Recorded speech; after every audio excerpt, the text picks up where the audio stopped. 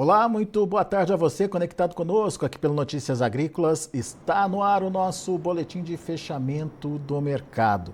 Olhando para o que está acontecendo, principalmente com os preços lá na Bolsa de Chicago, aqui no Brasil.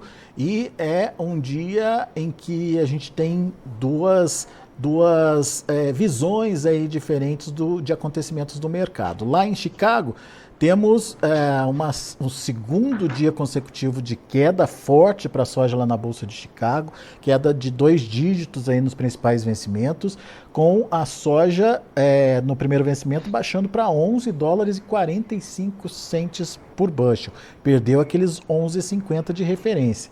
A boa notícia, o outro lado da moeda, é que aqui no Brasil a situação em reais está melhor. Isso por conta da melhora do dólar e também dos prêmios. A gente vai entender essas contas direitinho agora nessa conversa com o meu amigo Cristiano Palavro, lá da Pátria Agronegócios. Está aqui já o Cristiano com a gente na tela. Seja bem-vindo, meu caro. Obrigado por mais uma vez estar aqui com a gente. E tentando entender esse mercado dísparo aí, né? Chicago acontecendo uma coisa, Brasil acontecendo outra, mas, enfim, temos formações de preços diferentes e é isso que a gente quer entender hoje, Cristiano. Ajuda a gente, principalmente, a entender essa diferenciação. Vamos começar com Chicago? O que está acontecendo? Por que essa pressão tão forte aí nos últimos dias, Cristiano? Muito boa tarde, Alexander. Boa tarde a todos que nos escutam. Prazer sempre falar aqui com vocês, pessoal. Alexander, eu estou tendo retorno da minha voz aqui. Boa, acho que agora ficou bom. Desculpa aí, pessoal. Então, realmente temos um Chicago bastante pressionado nesse momento e eu destacaria alguns fatores principais, Alexander. Entre eles, primeiro, a gente teve uma boa elevação nos preços dos óleos vegetais nas últimas semanas, um movimento que veio impulsionado por altas que vinham acontecendo no mercado de óleo de palma lá na Ásia, e também puxado por altas no petróleo. Esses últimos dias a gente viu um recuo já no óleo de palma, principalmente na Ásia, é o grande competidor do óleo de soja globalmente, e o fato do petróleo também já ter se estabilizado e até voltado a recuar um pouquinho nos últimos dias, também já gerou um efeito contrário nesses preços de óleos vegetais. O óleo de soja veio caindo nos últimos dias e isso ajuda a pressionar a soja grão. No mesmo momento, nós também estamos vendo o farelo desacelerando seus preços na Bolsa de Chicago, então os dois derivados principais pressionados, caindo, isso acaba gerando também um movimento negativo na soja grão. É importante a gente destacar também, Alexander, que esse movimento de queda que a gente está observando em Chicago, ele não começou agora com a elevação mais significativa do dólar.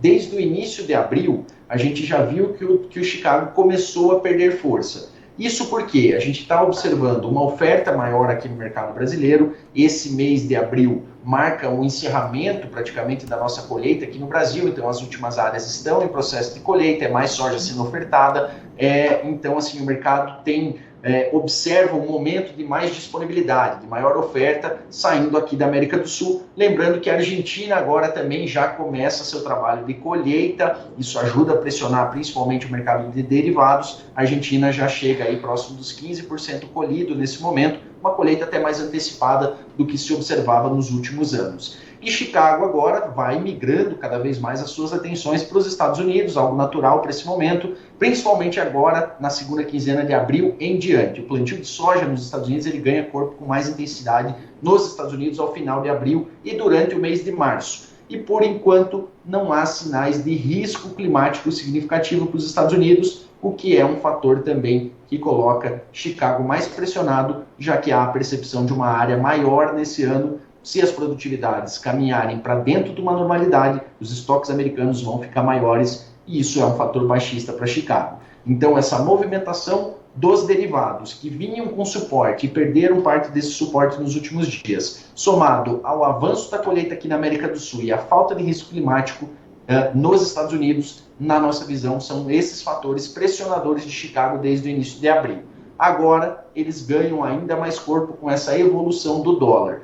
Todo produtor aqui no Brasil sabe dessa relação entre dólar, a gente vê o dólar muito forte, a gente normalmente observa Chicago um pouco mais fraco. E isso acontece também por causa da competitividade da oferta aqui do Brasil, principalmente, quando o dólar está mais forte, os importadores acabam tendo uma vantagem, conseguem comprar o nosso grão com mais facilidade, o nosso grão se torna mais barato para o importador, enquanto o grão norte-americano perde competitividade e isso acaba pesando sobre exportações que já são mais fracas nos Estados Unidos nos últimos meses. Então, o dólar mais forte acaba limitando a competitividade do grão americano e adicionando mais um fator de pressão às cotações lá em Chicago. Muito bem. Cristiano, temos aqui já uma primeira pergunta que eu acho muito pertinente para o momento. Luiz Carlos Leite está perguntando se você acha que o dólar vai subir ainda. Enfim, a gente sabe que esse movimento ele vem em função de alguns problemas internos da economia nossa aqui também, né? Eu sei que isso é uma pergunta difícil e capciosa, mas enfim, temos aí uma possibilidade de ser curto esse movimento de alta do dólar, não? Não descartaria esse cenário. A pergunta é excelente e é a principal pergunta para o momento realmente. A gente está vendo assim um dólar que já vinha subindo, tinha encontrado ali um suporte na região dos 5, veio para 5,5, encontrou um suporte em 5,10 e esses últimos 3 dias, principalmente, foi de altas muito agressivas. O que foi um gatilho para essas altas? A situação de risco lá no Oriente Médio, Irã e Israel trocando farpas, um risco de uma guerra ganhando corpo e ganhando intensidade, sempre é favorável para os ativos considerados ativos de moderação de risco, e o dólar é um deles. Mas, assim como eu destaquei aqui no começo da nossa conversa, Alexander, eu vejo que os fatores internos ainda pesam muito sobre esse cenário, o que dá uma percepção de que a gente pode estar passando até por uma reprecificação do dólar e não só um movimento temporário de alta. Até porque essa oscilação do dólar aqui no Brasil está sendo mais rápida do que lá fora, né, Cristiano? Exatamente. Se tu olha o índice dólar, ele vem subindo, mas não na mesma intensidade que o real subiu, que o dólar subiu aqui frente ao real. Frente a outras moedas, o dólar também está subindo, mas a moeda brasileira é que tem um dos piores desempenhos. E isso está muito ligado à nossa política fiscal. Não é novidade para ninguém, nós estamos em meio a um governo gastador, né, que tem menos compromisso com a realidade fiscal do Brasil, a dívida pública está aumentando, as metas estabelecidas no arcabouço fiscal lá do começo do governo, todo mundo lembra, né, do início de 2023, já estão sendo rompidas. A nova LDA, né, Lei de Diretrizes Orçamentárias, enviada ao Congresso ontem, já tirou ali o superávit para 2025, colocou um déficit zero para 2025, lembrando que lá no arcabouço o déficit zero era para ser agora, em 2024, já não vai ser possível. Para o ano que vem era previsto um superávit, que também já foi tirado de pauta, fala-se em déficit zero agora para 2025. Para 2026, onde já se falava em superávit de 1%, já se fala em superávit agora de 0,25%. Então ficou ainda mais claro para o mercado em geral, que já vinha reduzindo drasticamente suas apostas no real, de que a situação fiscal brasileira está longe de estar sob controle. Então, eu, respondendo mais diretamente à pergunta do colega, não descartaria esse dólar buscando a casa dos 5,30. Porém, o dólar sempre é uma variável de alta volatilidade. Eu vejo que ele tem espaço, a alta ainda está acontecendo, tem espaço para ir um pouco mais, até porque quando a gente olha os níveis técnicos, né, de gráfico, que movimentam principalmente fundos, os níveis de resistência foram rompidos hoje já. O dólar passou de 5,24, deve fechar acima de 5,24 hoje, o que abre espaço para mais um gap ali, mais uma pernada para cima. Porém, na minha visão particular, é um momento que cabe a gente aproveitar, porque o dólar realmente é uma variável muito volátil, não descartaria ele voltando para o seu patamar de conforto, vamos dizer ali, para casa dos 5,5, 5,10. Então, pode subir um pouco mais, mas eu vejo que ele não dura muito nesse patamar e volta a recuar até que o mercado entenda melhor como é que vai esse fluxo financeiro aqui no Brasil. O Luiz Carlos, que fez a pergunta, está na torcida aqui, diz que acha que o dólar vai bater R$6. No entanto, a gente tem que lembrar que tem o efeito colateral também dessa alta do dólar, né, Cristiano? Que são os insumos aí pesando também, né? Então, tem que ir com calma aí e avaliar o que é melhor, né?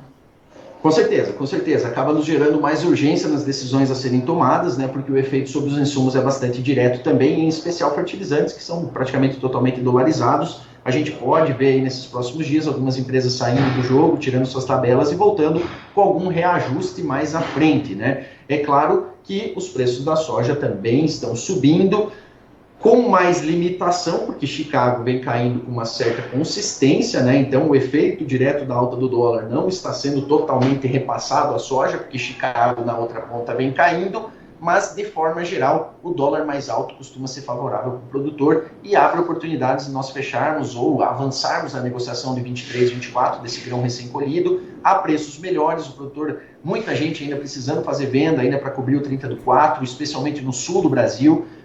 30 do 5 também é uma data de muita despesa ao produtor rural, abre uma janela para a gente negociar um pouco melhor e depois partir para as compras para quem ainda não avançou com essas compras.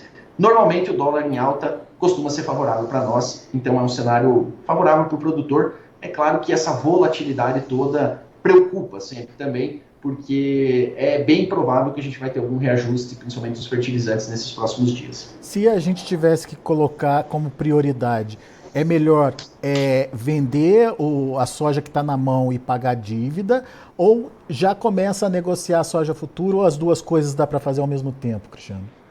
As duas coisas, as duas coisas. Eu vejo como muito importante a gente não deixar passar algumas oportunidades pensando no ano que vem.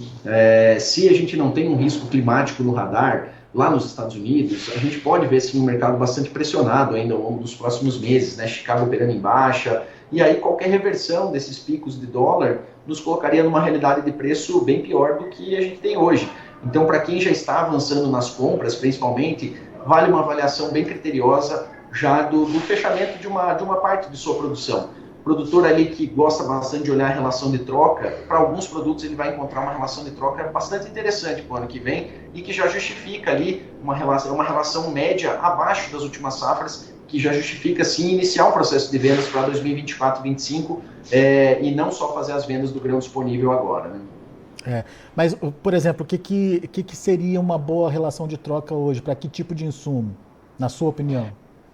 Olha, eu diria que um bom pacote de insumos para 24 e 25, já em preços, né, de soja 24 e 25, ele teria que girar ali na casa dos seus 26 sacos por hectare, um pacote completo de insumos. É um alvo que eu vejo como interessante. Se o produtor for para o mercado hoje para comprar tudo isso, os pacotes de alta tecnologia é difícil fechar nesses níveis. Pacotes de média tecnologia até já chega nisso, mas um alvo ali para o produtor eu trabalharia ali mais ou menos nesses 26,5 sacos por hectare. Legal, bela dica. Bom, Cristiano, vamos então entender o que está acontecendo no Brasil, porque apesar da queda em Chicago, a gente está tendo uma valorização aqui da soja em reais. Você já adiantou para a gente que o dólar está ajudando nessa valorização, mas não é uma recuperação plena, não é toda a alta do dólar que está sendo passada aí para a soja. Como é que estão esses preços hoje? E, enfim, como é que está sendo essa valorização da soja em real? E não é só dólar, né? Imagino que os prêmios também estejam ajudando. Estão. Praticamente todos os dias que a gente viu Chicago mais fraco, nós vimos reações positivas nos prêmios. Então, da mesma forma como Chicago subiu de uma forma mais agressiva, como foi sexta-feira, por exemplo, no dia posterior ali, o SDA, nós vimos os prêmios perdendo força. Então, o prêmio, quando ele está nessa moderação de Chicago, mostra que o mercado tem suporte. Quando a gente tem Chicago e prêmios caindo, é um sinal muito negativo para o mercado. E isso não está acontecendo. Todos os dias, praticamente, que nós tivemos Chicago mais fraco, os prêmios subiram. E agora, com esses prêmios já se tornando positivos, pela primeira vez aí na safra 23-24, desde o início das suas negociações, nós temos prêmios para maio, junho, julho, todos já operando no positivo nesse momento, e já não tínhamos prêmios positivos há bastante tempo, né? O produtor lembra, desde a derrocada lá de 2023, né, nos preços lá em março e abril, a gente não estava praticamente só no segundo semestre ali que a gente teve uns contratos mais curtos ali trabalhando no positivo.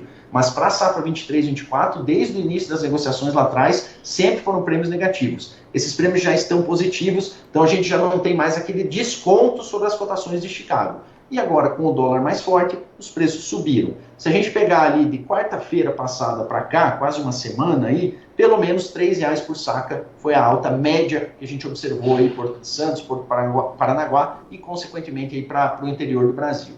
E eu destacaria também, Alexandre, que regiões onde as indústrias estão mais presentes, os preços estão mais firmes, porque a gente viu ali que com os preços do óleo em alta nas últimas semanas, a gente teve margens um pouco melhores também, e a margem da indústria superava a margem das exportadoras, e regiões onde a industrialização é maior tiveram uma resiliência maior nos preços ao longo desse mês de abril.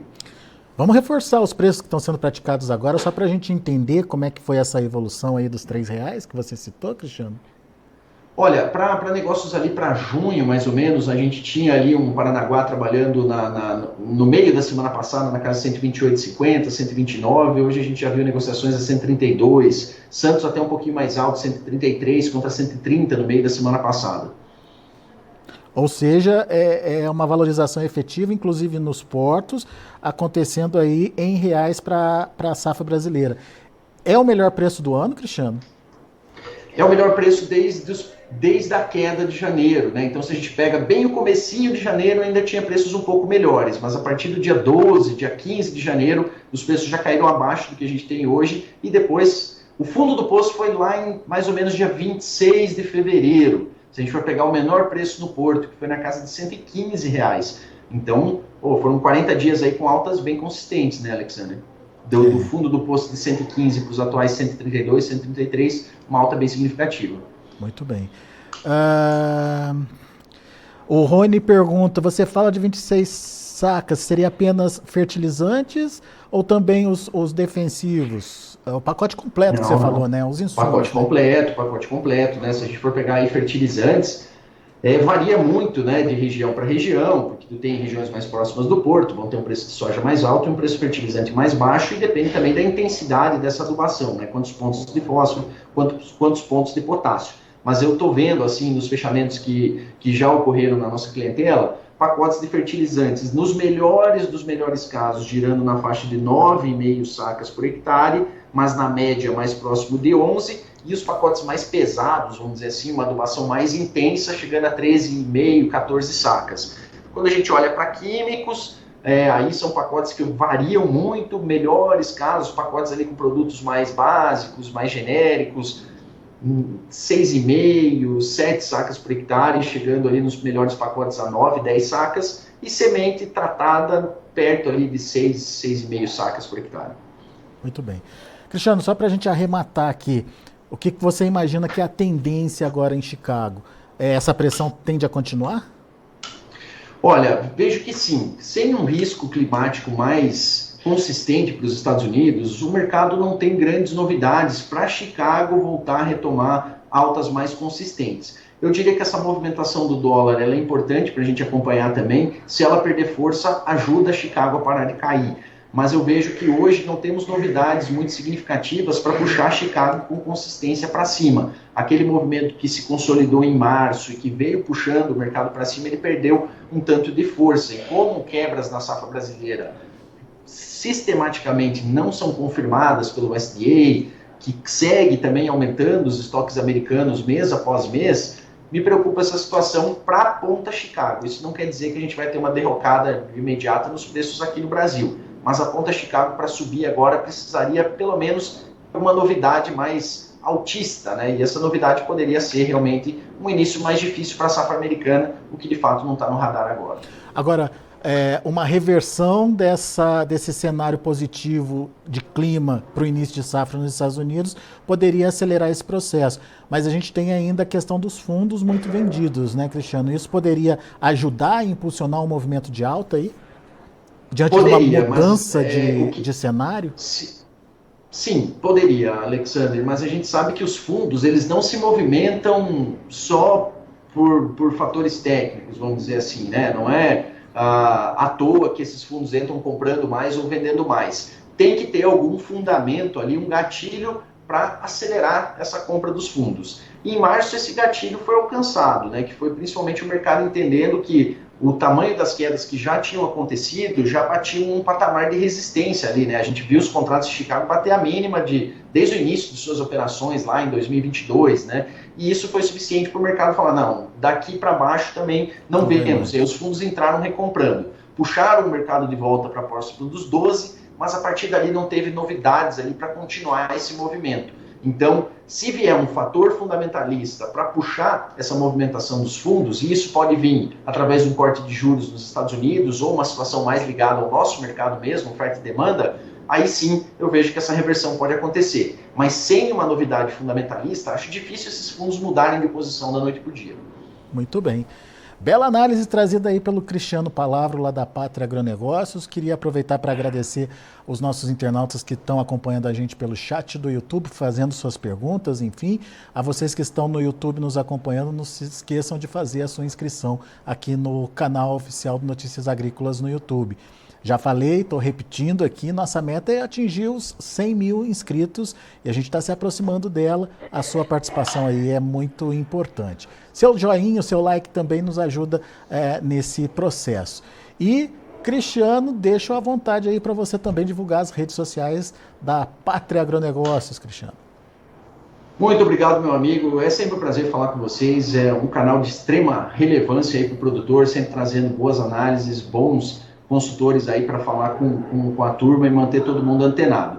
Pessoal, se vocês quiserem mais informações, podem acessar as redes da Pátria Agronegócios, patria.agronegócios lá no Instagram. Quem quiser seguir também as minhas redes sociais, cristiano.palavro lá no Instagram. Tem o mateus.patria aqui da Pátria Agronegócios, também posta bastante conteúdo interessante lá, pessoal. Quem quiser saber mais sobre a consultoria, pode nos procurar pelo site também, entrar em contato conosco, para entender também como que a gente pode ajudar nesse acompanhamento do mercado. E, Alexander, só agradecer mais uma vez aí o espaço. Obrigado pela parceria de sempre. Contem conosco da Pátria. Muito bom. Grande abraço para você, Cristiano. Volte sempre. Um abraço, pessoal. Até mais. Tá aí, Cristiano Palavro, Pátria Agronegócios aqui com a gente, trazendo as informações do mercado, analisando o que está acontecendo, enfim, trazendo explicadinho aí o que justifica esse movimento de queda em Chicago, mas de valorização em reais aqui no Brasil.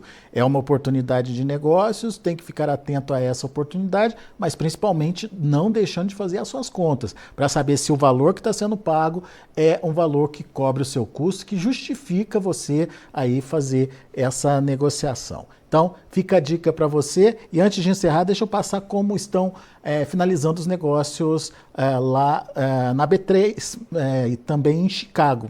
Desculpa, na B3 não, em Chicago, Mercado Futuro lá em Chicago. Olha aí, maio, 11 dólares e 45 centes por bushel, caindo 13 pontos mais 25. Julho, 11,60, caindo 12 pontos. O agosto, 11 dólares e 60 centes por bushel também, caindo 10 pontos mais 75. E o setembro, 11,51, perda de 9 pontos mais 75. Esses são os números já finalizados da soja lá em Chicago. A gente teve o milho também no vermelho, maio fechou a 4 dólares e 31 centes por bushel, queda de meio ponto, julho 4,42, perdendo 1,5 ponto, setembro 4,51, queda de 2 pontos, dezembro 4 dólares e 67 centes por bushel, queda de 2 pontos também. E para finalizar o trigo, também no vermelho, maio 5,49, queda de 2, julho 5,64, queda de 2 pontos mais 75, setembro 5 dólares e 80 centes por bushel, recuando 3 pontos, e o dezembro 6 dólares e 3 centes por bushel, queda de 4 pontos mais 25. Muito bem, são os números já de fechamento dos negócios lá na Bolsa de Chicago. A gente vai ficando por aqui, agradeço muito a sua atenção, a sua audiência. Continue com a gente porque tem mais informações sendo preparadas e postadas para você no Notícias Agrícolas. Notícias Agrícolas, informação agro-relevante e conectada.